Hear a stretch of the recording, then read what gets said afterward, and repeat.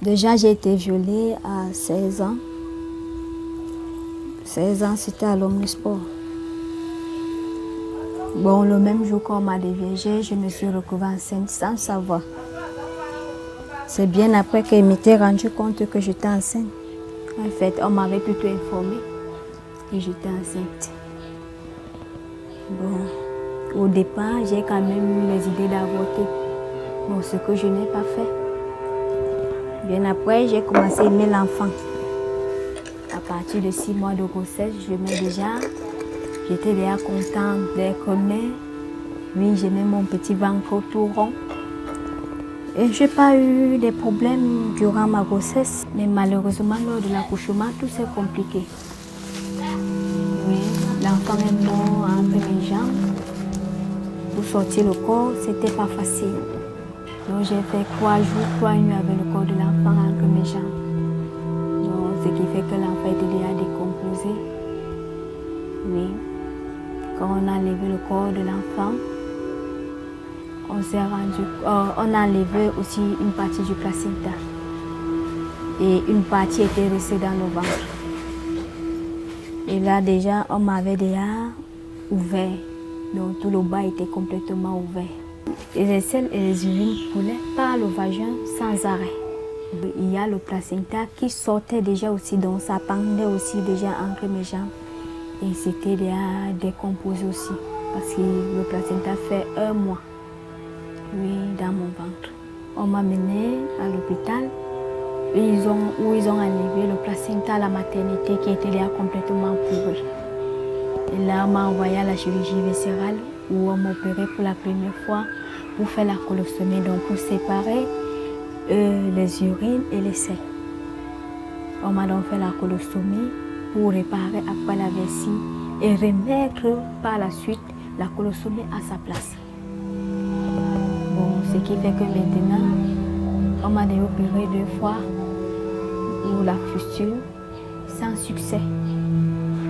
Parce qu'actuellement, je porte toujours une sonde urinaire depuis des années, depuis 14 ans. Bon, déjà, ça c'est une sonde urinaire, ça vient par le vagin. Donc les urines passent par ça. Donc voilà. Voilà, là elle est percée. Voilà pourquoi je dois la changer. Pourquoi ça se perce comme ça tout le temps? Ça arrive très souvent quand elle est déjà un peu vieille. Oui. Bon, ici, c'est la colostomie. La colostomie, c'est par ici que les selles sortent. C'est les selles. Ici, ce sont les selles. C'est par là où ça sort. Ensuite, ça déjà, c'est la sonde. Ceci, c'est ce qui vient de l'intérieur. Ça, c'est la sonde. Et ceci, c'est la poche. Donc, on enlève comme ceci.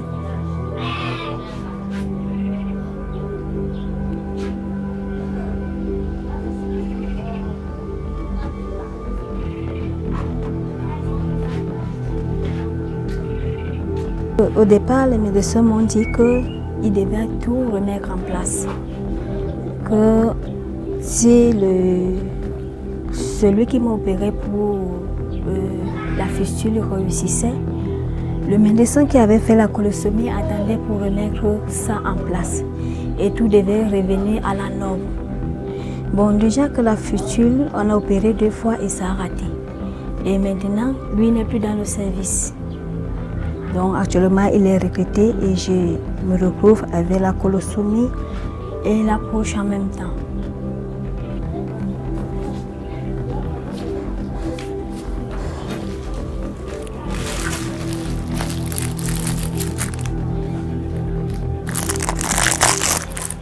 Les prix varient, il y a pour les 1500, 800, 80, ça dépend.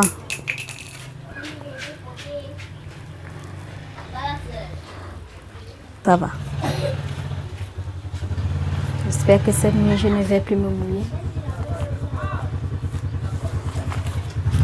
Je la mets comme ceci.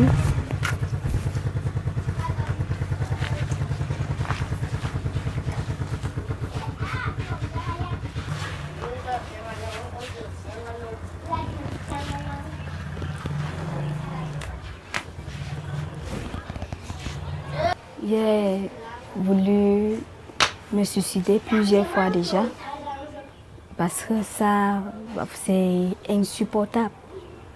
Insupportable déjà que auparavant, je n'ai pas eu de petite amie. Bon, parfois, il m'arrive aussi de voir certaines filles qui sont en couple, bien habillées, et j'ai envie. Bon, parfois aussi, je me réveille un matin, j'ai les selles partout, même derrière la tête. Ça me rend très misérable. Ça me rend très misérable. Et là, je me dis, mieux vaut mourir que de vivre dans ces conditions. Bon, Dieu n'a pas voulu que ça arrive. Voilà pourquoi je suis encore là, en espérant qu'un jour ça ira. Photos ici. Je ne sais pas des photos, mais par exemple, c'est la selfie. Donc, on ne me reconnaissent plus. Bon, parce que mon physique a beaucoup changé. Mon physique a beaucoup changé parce que, non seulement la maladie, je me bats beaucoup dans la vie. Donc, parfois, je me retrouve en train de travailler dans les chantiers, sous le soleil. Donc, je fais trop d'efforts pour survivre, pour avoir de quoi manger. Je n'arrive plus à m'entretenir. J'oublie qu'on met l'huile, j'oublie qu'on se coiffe, j'oublie tout, j'oublie l'habillement même. Bon, j'oublie tout. Donc, ce qui fait le stress et tout, la souffrance. Bien sûr que je suis rejetée par plusieurs, même par les membres de ma famille, les inconnus. On me regarde toujours bizarrement. Ceux qui en savent me regardent toujours bizarrement. Par exemple, si je suis dans une maison familiale, je me lève le matin, je me rends compte que le lait est mouillé. Mon neveu viendra me dire, Tandina Pissoli. Donc, là déjà, on commence à me mépriser. Je ne suis pas respectée, je ne suis pas considérée même dans la famille.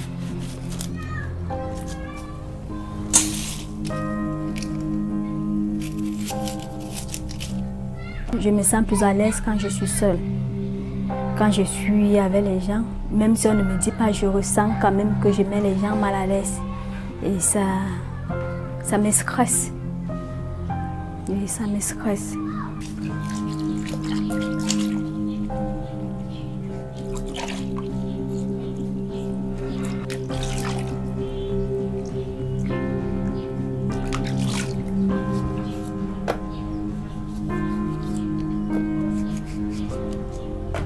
Vivre avec un homme, ça me manque.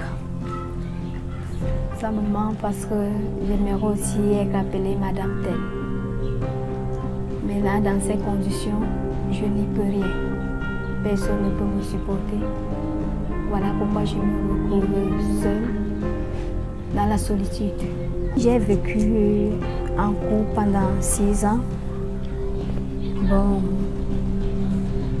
à la fin, ça n'a pas marché. Au début, ça allait, ça me rendait un peu heureuse. Je me sentais aussi comme les autres. Mais à la fin, ça m'a tourné. Pour le gars en question, pour lui, je lui perdais le temps. Je lui perdais le temps, je ne pouvais pas lui faire d'enfant. Et je ne sentais pas toujours bon. Donc je lui faisais un peu honte parfois.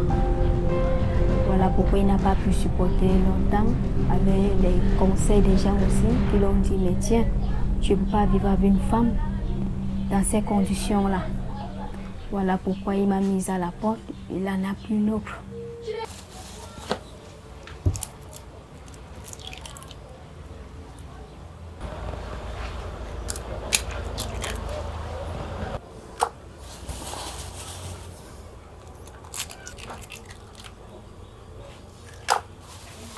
Ce qui m'aide à tenir le choc, c'est celui qui est là-haut. Celui-là qui m'a créé, qui m'a envoyé dans ce monde. Lui seul sait pourquoi je suis là. Lui seul sait pourquoi c'est arrivé. Et c'est à lui seul que je crie au secours parce que déjà, je me dis, aucun homme ne peut même m'aider. C'est lui seul qui peut intervenir dans ma vie. Donc parfois, quand je me mets peut-être à lire ma Bible, à voir la création ça me donne la force que si Dieu qui est si grand, si fort, a pu créer tout ceci par la parole. Donc je sais et j'ai la conviction qu'une seule parole de sa bouche, tout ira bien. Voilà pourquoi, en fait, c'est ce qui me rend forte. Je garde toujours espoir et je crois en Dieu. J'implore sa grâce et sa faveur dans ma vie afin que tout revienne à la norme. Mais selon les dires des chirurgiens, c'est déjà un peu trop compliqué. Parce que selon ce que d'autres disent, il n'y a pas assez de matériel. Parce qu'au fur et à mesure qu'on a opéré et l'opération n'a pas donné, ça c'est plus compliqué encore. Donc voilà pourquoi je me retrouve au quartier comme je suis là.